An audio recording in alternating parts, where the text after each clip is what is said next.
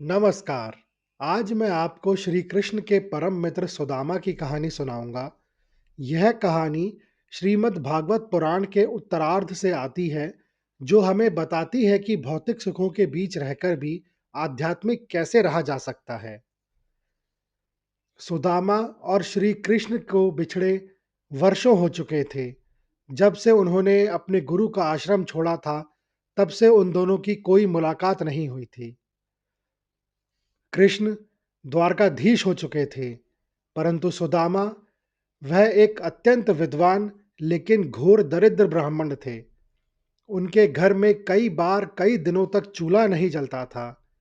उनकी पत्नी सुशीला, उन्होंने कभी उनसे कुछ नहीं मांगा, लेकिन जब उनकी संतानें भूख से व्याकुल होने लगीं, तो उन्होंने बड़े संकोच से सुदामा से कहा, स्वामी, आपके मित्र तो द्वारकाधीश हैं, वे तो जगत के दाता हैं, क्या आप एक बार उनसे मिल नहीं सकते? सुदामा धन मांगने के लिए कभी तैयार नहीं होते, लेकिन जब उन्होंने सुना कि कृष्ण से मिलने का अवसर है, तो वह तैयार हो गए। उनके पास कृष्ण को भेंट देने के लिए कुछ नहीं था, तो सुशीला ने पड़ोस से मांगकर 3 मुट्ठी कच्चे चावल एक फटे कपड़े को की पोटली में बांध दिए। फटे हुए वस्त्र, नंगे पैर और हाथ में एक लाठी लिए जब सुदामा द्वारका के स्वर्ण द्वार पर पहुंचे, तो द्वारपालों ने उन्हें रोक दिया। उन्होंने जब अपना परिचय कृष्ण के मित्र के रूप में दिया, तो द्वारपालों को विश्वास नहीं हुआ, लेकिन सुदामा के बार-बार आग्रह करने पर एक द्वारपाल महल के भीतर संदेश लेकर गया। उन्होंने श्री कृष्ण से कहा, महाराज, बाहर एक बहुत ही निर्धन ब्राह्मण खड़ा है। उसके सिर पर पगड़ी तक नहीं है, तन पर फटे वस्त्र हैं, लेकिन वह स्वयं को बार-बार आपका मित्र सुदामा बता रहा है। सुदामा नाम सुनते ही श्री कृष्ण अपना सिंहासन छोड़कर नंगे पैर दौड़ पड़े। उन्होंने ना पादुकाएं पहनी, ना पीतांबर संभाला। द्वारका के निवासी यह देखकर दंग रह गए कि उनके राजा एक निर्धन व्यक्ति के लिए गलियों में दौड़ रहे हैं। जब श्री कृष्ण ने सुदामा को देखा, तो उन्हें गले से लगा लिया। दोनों की आंखों से अश्रु बह रहे थे। कृष्ण सुदामा को अपने सिंहासन पर ले गए और स्वयं उनके चरणों को धोने के लिए जल मंगवाया।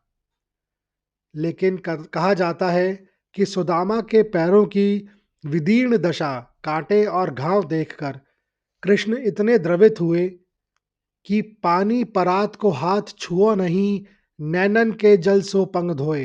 अर्थात कृष्ण ने परात के पानी को छुआ तक नहीं, उनके आंसुओं से ही सुदामा के पैर धुल गए। सुदामा को अपनी पोटली निकालने में बहुत संकोच हो रहा था। वे उसे अपनी बगल में छिपाकर बैठे रहे, परंतु कृष्ण तुरंत समझ गए। कृष्ण ने मुस्कुराते हुए कहा, मित्र, भाभी ने मेरे लिए क्या भेजा है? और उन्होंने वह पोटली सुदामा से छीन ली। चावल देखकर कृष्ण अत्यंत प्रसन्न हुए। कृष्ण ने पहली मुट्ठी चावल खाए और उन्होंने सुदामा को पृथ्वी का सारा वैभव दे दिया। दूसरी मुट्ठी खाते ही उन्होंने सुदामा को स्वर्गलोक की संपदा भी सौंप दी। जब कृष्ण तीसरी मुट्ठी खाने ही वाले थे, तब रुक्मणी, जो माँ लक्ष्मी का अवतार है, ने उनका हाथ पकड़ लिया। उन्होंने कहा, प्रभु, क्या आप अपना बैकुंठ, अपना निवास स्थान भी इन्हें दे देंगे? सुदामा कुछ दिन द्वारका रहे, लेकिन उन्होंने कृष्ण से कभी दान के लिए कुछ नहीं मांगा। वे कृष्ण के प्रेम से इतना मग्न थे कि अपनी दरिद्रता की बात ही भूल गए। जब सुदामा द्वारका से लौटकर अपनी नगरी पहुंचे, तो वे पूरी तरह भ्रमित हो गए। जहां उनकी फटी पुरानी कुटिया थी, वहां अब इंद्र के अमरावती जैसा भव्य महल खड़ा था। सुदामा को लगा कि शायद वे रास्ता भटक गए हैं या वे किसी माया में फंस गए हैं। तभी उस महल के झरोखे से एक अत्यंत सुंदर स्त्री बाहर निकली, जिसने बहुमूल्य रत्न और रेशमी वस्त्र धारण किए हुए थे। वह कोई और नहीं, सुदामा की पत्नी सुशीला ही थी। सुदामा तुरंत समझ गए कि उनके बिना कहे ही उनके सखा ने उनका पूरा प्रारब्ध बदल दिया है। जैसे ही सुशीला ने सुदामा को देखा, वह दौड़कर उनके पास आई और उनके चरणों में झुक गई। सुदामा अपनी पत्नी को पहचान तो गए, लेकिन उनके चेहरे पर प्रसन्नता की बजाय एक गहरा संकोच और दार्शनिक भाव था। सुशीला की आंखों में आंसू थे। उसने कहा, स्वामी, देखिए आपकी सखा की उदारता। आपने तो कुछ मांगा भी नहीं, फिर भी उन्होंने हमें कुबेर का भंडार दे दिया। अब हमारे बच्चों को भूखा नहीं सोना पड़ेगा। क्या आप प्रसन्न नहीं हैं?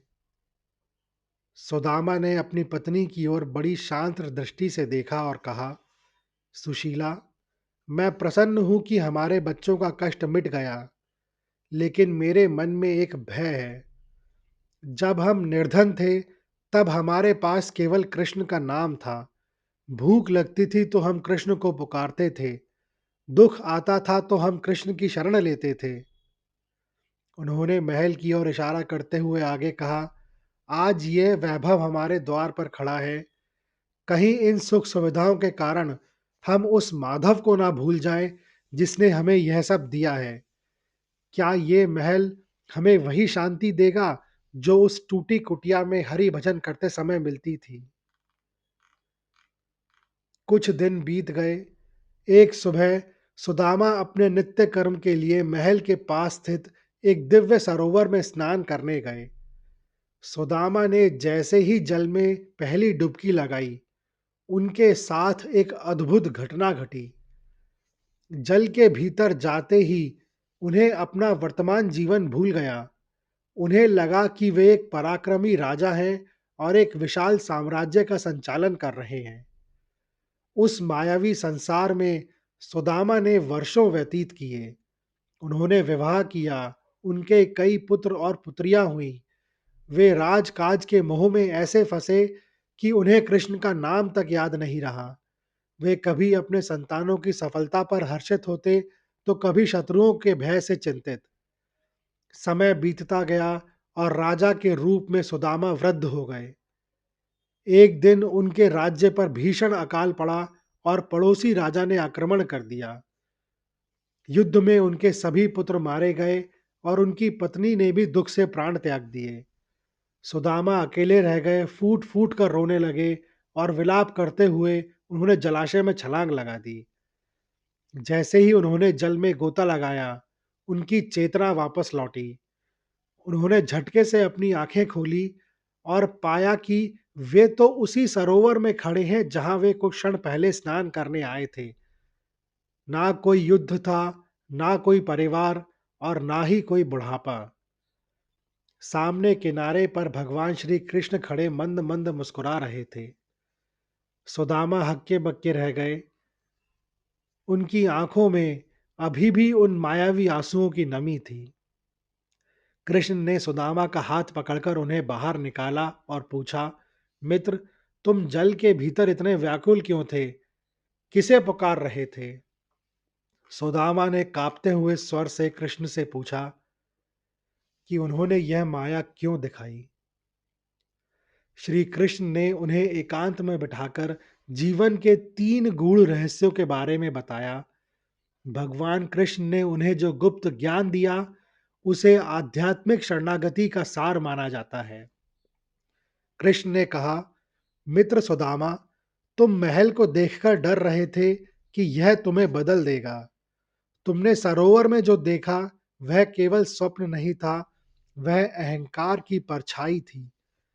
जब जीव स्वयं को कर्ता मान लेता है कि वह यह मेरा परिवार है या यह मेरा राज्य है, तब वह शोक के सागर में डूबता है।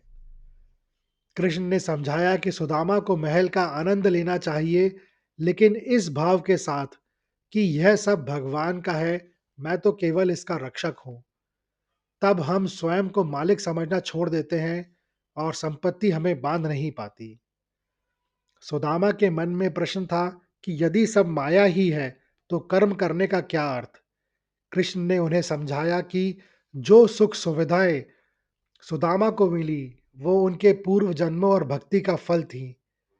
उस धन का उपयोग कर समाज और धर्म के लिए करना उनका वर्तमान कर्तव्य है। कृष्ण ने गुप्त ज्ञान देते हुए कहा कि स्थिति प्रज्ञ वही है जो दरिद्रता में विचलित ना हो और ऐश्वर्य में उन्मत्त ना हो। कृष्ण ने सुदामा को सबसे बड़ी कुंजी दी, साक्षी भाव। उन्होंने कहा कि जैसे सरोवर के भीतर सुदामा ने एक पूरा जीवन जिया, लेकिन बाहर निकलते ही वह शून्य हो गया, वैसे ही इस संसार का यह जीवन भी एक विस्तृत स्वप्न ही है। कृष्ण बोले, हे सुदामा, तुम इस संसार को देखते हुए भी मत देखो। अपनी आंखों से महल को देखो, पर अपने अंतर मन से केवल ईश्वर को देखो। जो व्यक्ति संसार को एक रंगमंच और स्वयं को एक पात्र समझता है, उसे कर्म फल कभी नहीं चिपकाते। कृष्ण के इस ज्ञान के बाद सुदामा की दृष्टि पूरे तरह बदल गई। पुराणों में वर्णन है कि वे रेशमी बिस्तरों पर सोते थे, लेकिन उनका मन भगवान के चरणों में ध्यान मग्न रहता था।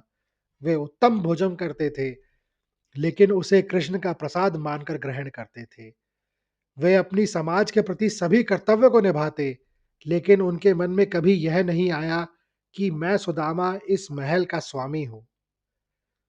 इस प्रकार सुदामा जीवन मुक्त कहलाए, यानी वह व्यक्ति जो जीवित रहते हुए भी संसार के बंधनों से मुक्त हो चुका है।